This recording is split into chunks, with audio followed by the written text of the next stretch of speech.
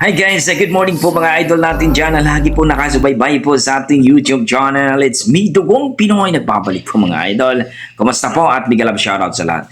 So for today's video mga idol ay magre-react po tayo dito sa ating nakitang video na grabe, galit na galit itong ating kaibigan na si Jonathan Hatiko Francisco dito sa isang vlogger na babae pangalang Kikay Vlog. So panoorin natin mga idol kung bakit siya nagalit mga idol.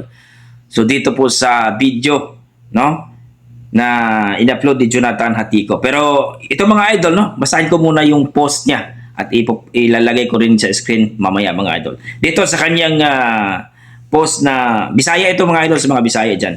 Kahilas bayasad nimo naaman galing mo patol nimo ang kwartahan pangpalipas oras ra nang naong nimo mura ka gwapa unsa kay trabaho nimo. Katabang raman sa siguro ka kaminos kas ba construction worker, no, na istorya niya tungod kay nagalit siya mga idol dahil itong babae ito si Kikay Vlogs ay na nilalait niya ang mga construction worker. So itong babaeng to si Kikay Vlogs ay isang OFW sa ibang bansa mga idol at isa itong nasa bahay. So katulong salute ako sa mga katulong natin dyan kasi grabe ang trabaho nila. So dito mga idol, panoorin natin kung ano bang pinagsasabi itong si Kikay Vlogs. What the fuck? Let's go mga idol. Ngayon siya na ako. Ako siyang gipangupan na kung sa iyang trabaho. Balik ko na to ha. Nice. Nari ko'y chika. Na-stress ko kay may isa ka lalaki na ngayon siya na ako. Ako siyang gipangupan na kung sa iyang trabaho. Ano siya? Construction daw. Kung Ha? Construction lang. Construction worker. Anong problema sa construction worker mga idol? Mga construction worker dyan, shout out dyan, salute ako dyan. Grabe ang inyong sakripisyo sa trabaho. Grabe kainit. O grabe mga idol, lalong-lalo ng mga OFW malayo sa pamilya. Tara mga idol, panghuli ito ulit. Wak ka naglantaw. Wak ka yung trabaho. Ano siya? May isa ka lalaki na ngayon siya na ako. Ako siyang gipangupan na kung sa iyang trabaho. Ano siya? Construction daw. Kung Construction lang? Wa ka naglantaw. Wa ka naghuna-huna. Kaning dagwaya ni padulong rag construction. What the fuck?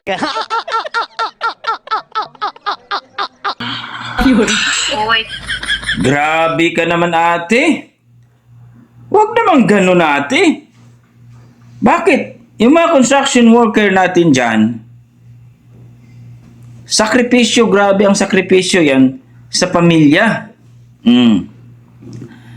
Para lang may padala at marami mga construction worker dyan mga idol. Ang lalaki ng mga sahod. No? At dito ni ate, medyo sobra ka naman ate. Oo. Ang gandang-ganda siguro ni ate Kikay Vlogs, no? What? What the fuck?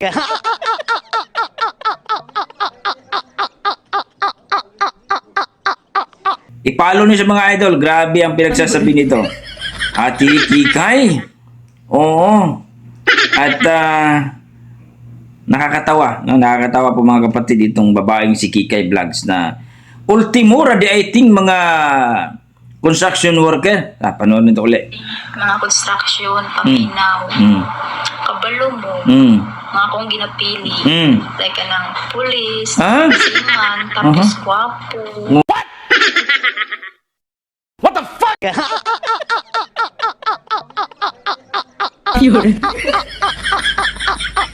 Tapos macho, tangkad, tanan.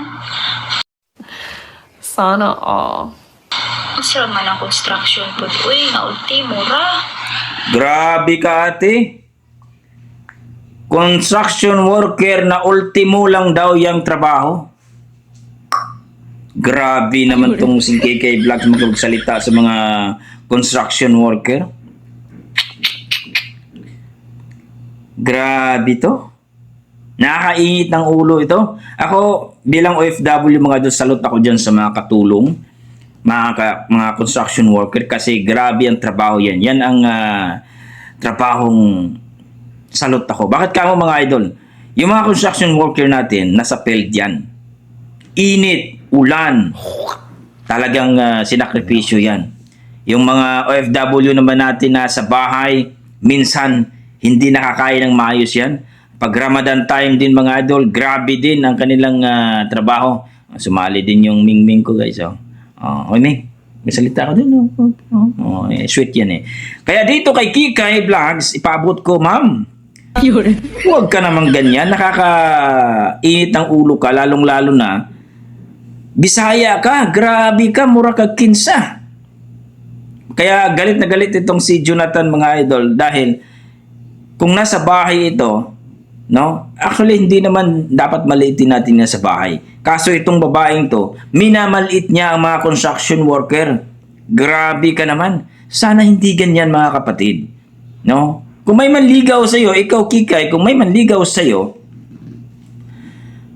tratuhin mo lang maayos.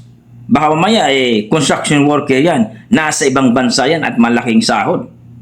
Nako, baka nganga ka. No? Tara. Ano natin ulit. Ako deserve. Busa. Kamong mga construction. Ayaw mong pagtuga-tuga mong uyab na ako. What the fuck? Huh? Dahil akong gipangita. Kanang level. Sana all.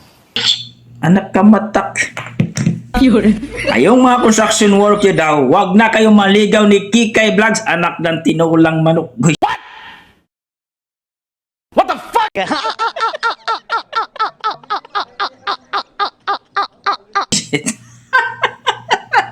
Kasi may level daw siya.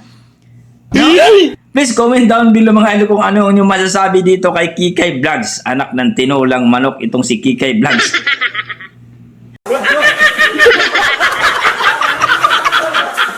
Kasi nga, pusang gala, napakataas ng standard ito.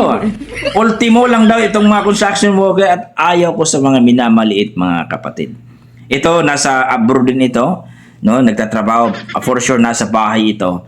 Kaya ako wala akong masasabi dyan sa mga nasa bahay kasi ako salute ako dyan. Talagang grabe ang sakripisyo lalong-lalo pag Ramadan time. Pero ate, Kikay, no? No? Ikaw ate, napitok-pitok ang mata ni mo, ikaw tinabal. Ayaw sige panguana ng mga construction worker. Kaya mga construction worker natin, kung walang mga construction worker, walang bahay tayo mga kapatid. Sana all. Kaya sa mga construction worker dyan, salute po ako. At sa mga OFW nasa bahay, salute ako dyan. Kaya dito kay Kikay Vlogs, hindi ako salute nito. Anak ng tinulang manok. Anak kas iring naway lubot. Matapobre ka. So please comment down below mga idol kung anong inyong masasabi dito kay Kikay Vlogs na minamaliit niya ang mga construction worker. Grabe. Grabe itong babaeng ito. So para sa akin, Kikay Vlogs, hindi magandang tularan ka. Kung ito ay content mo lamang, nako. Pero mayroon siyang buwelta ngayon mga idol. No, nakita ko, i-react ko din. Ito yung buwelta niya, mamaya, ko. So, please comment down below mga idol kung ano masasabi nyo dito sa ating vlogs ngayon na isang Pinay na OFW nasa bahay, minamalit niya ang ating mga construction worker. Please comment down below mga idol para ating pag-usapan dito sa ating comment section. Dugong Pinoy!